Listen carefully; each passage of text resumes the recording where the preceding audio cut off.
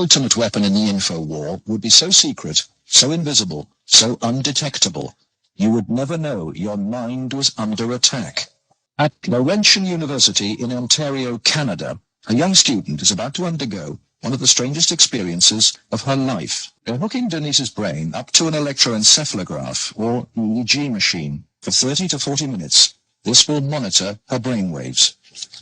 While these electric coils attached on either side of her head will immerse her brain in an electromagnetic field. Her brain actually completes the circuit between the two coils. The field pulsing through her brain is less powerful than one given off by a digital clock radio, but acutely controlled and focused at specific parts of the brain, it will open Denise's mind to outside suggestion by this man.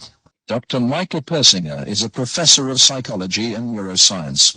He is designing ways to put the power of mind control to good use. Dr. Persinger's research focuses on brain trauma. He uses carefully controlled doses of electromagnetic radiation to induce relaxation and alleviate pain.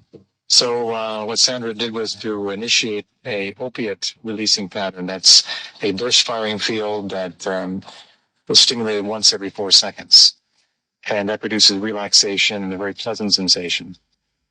Similarly, using the appropriate field, we can induce fear and apprehension, but clearly that would be unethical in that setting.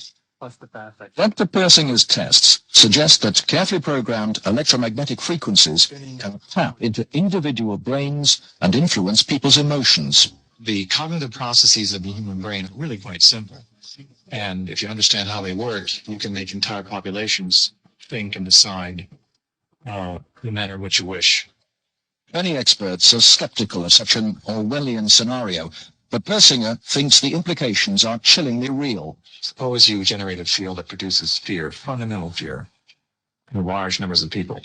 And then over the television, more traditional way, you say, the reason we're having this fear is because of this particular group. And now you start to move the population believing in a direction that you wish. To influence 250 million people, the equivalent of the entire population of the United States, may not be that difficult. According to Dr. Persinger, we already have the technology, satellites and television, and radio transmitters. Mind control may already be happening.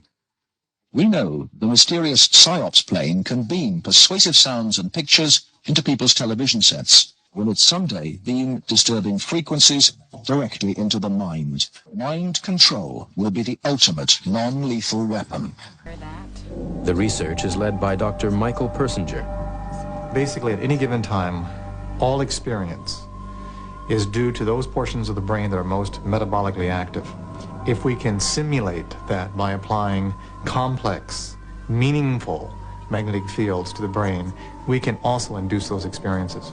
If you stimulate the deep portions of the temporal lobe, so you can get very, very vivid imagery, and the emotional commitment or the emotional sensation that something is profound, real, cosmically real, and personally significant. These experiences are so strong, they're utterly real for the person who has them. They can be as profound as a religious conversion, yet we can generate them with a machine. These mind games are beginning to shed their secrets. The scientist becomes the shaman. But where are the limits? What else can people be made to believe? But one thing that's really clear, you can control the person's experiences, and they don't know they're being controlled. And they don't know they're being controlled. And they don't know they're being controlled.